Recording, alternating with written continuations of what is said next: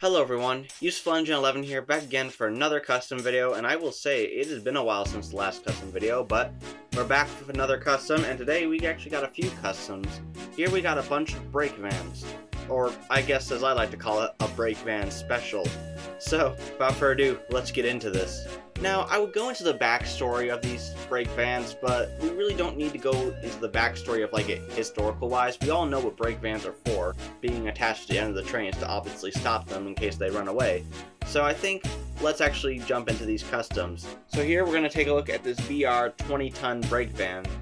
Now this Break Van is definitely the most simplest custom I've made, I'm pretty sure. Other than adding modifications to like engines, like in terms of like actual like painting wise, as it's all just painted black.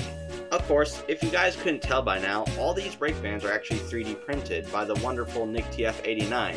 I bought a lot of these Break Vans like at the end of 2022, early 2023. However, this Break Van I've had since like April of 2022, so I've definitely had this one for a while. Now, originally when I painted this in a gloss black. However, it didn't look too good.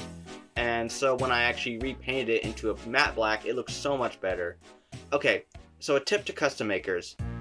If you are going to paint an engine, use gloss colors. But if you're painting rolling stock, use matte colors, because I feel like it works a lot better.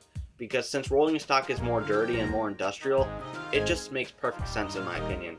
And after I repainted this Break Van into a matte black, it looks so much better. I really do want to get more of these Break Vans though, as this is the only one I have, and I've been meaning to buy more of them for a while now, although money's been tight, so yeah. Now, here we're going to look at a 3 for 3, so here we got 3 LMS Break Vans, 1 orange, 1 red, 1 gray. So let's take a look at them, I guess, individually. So first we have an orange LMS Break Van, which, if you guys couldn't tell, I pretty much tried to paint it up in how the CGI Break Van looks in the show.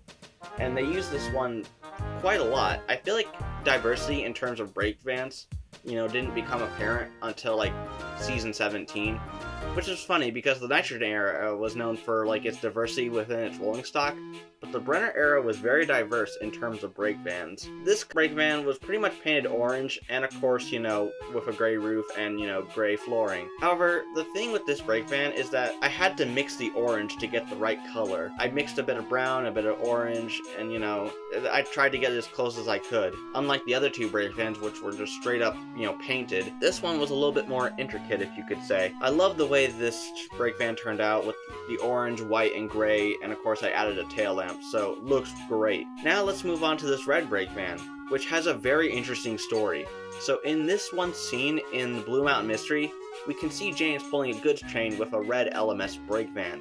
And I'm pretty positive this is the only time we see the red LMS Break Van, which, is one of the reasons why I made one of them red. It's also because when Domus Engine made a bunch of customs for EE93, he made him an LMS Break Van, but not in the standard orange, but in this red color. And so I'm thinking, see a red LMS Break Van in the show, and Enterprising Engine 93 had a red LMS Break Van, so I thought this was a perfect excuse to make one of them red, and as you can see, I did here. While I prefer the orange LMS Break Van as it's more common, this one was more simple in terms of painting, adding details. It's safe to say all 3 of these Break Vans technically have the same story, so I don't have to be too intricate, but still, I think this one turned out pretty well. And finally, we have a gray LMS Break Van, which, funnily enough, has not been seen in the show. So if I made a gray LMS Break Van, then where did I base it off of? Well, I based it off of the trains model. I don't know how or when, but I've seen this gray LMS Break Van in a few videos, so I thought, ooh, that looks nice. So that's where I got the inspiration to make one of them gray. And of course, same color, and of course, same thing as the other two. However, this one was actually way more simpler. You see,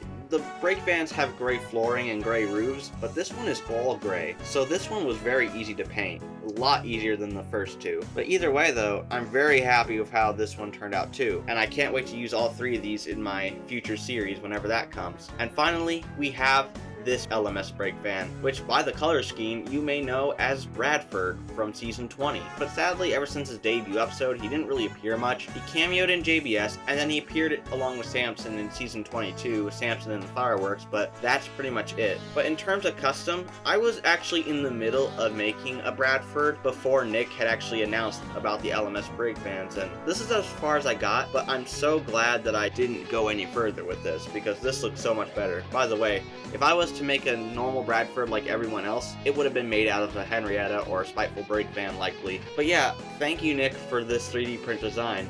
The thing with Bradford, he's obviously a bit different and has a little bit more colors. He has some light green, some red going on, some bronze, and of course, instead of painting the floor gray, I actually painted the floor black instead. Now, the only problem with Bradford is that he doesn't have a face, which I'm sure all the engines will actually wouldn't mind because, you know, they wouldn't want to hear Bradford bossing them around too much, which is fine. I do plan to get a Bradford face sometime down the road. Keep your eyes peeled for that. Also, one of the interesting things about my Bradford model is that I made it the exact same way they made the Wooden Railway Mighty Mac. Now, the thing with Bradford, he faces backwards when he comes to Sodor, but he faces forwards when he's traveling with Thomas and all the other engines. So I really wanted to replicate both of that, and I thought, ooh, I'll take out the magnet portion, and that's what I did. Now Bradford can couple up to any direction, although I also realized something, I don't have his numbered.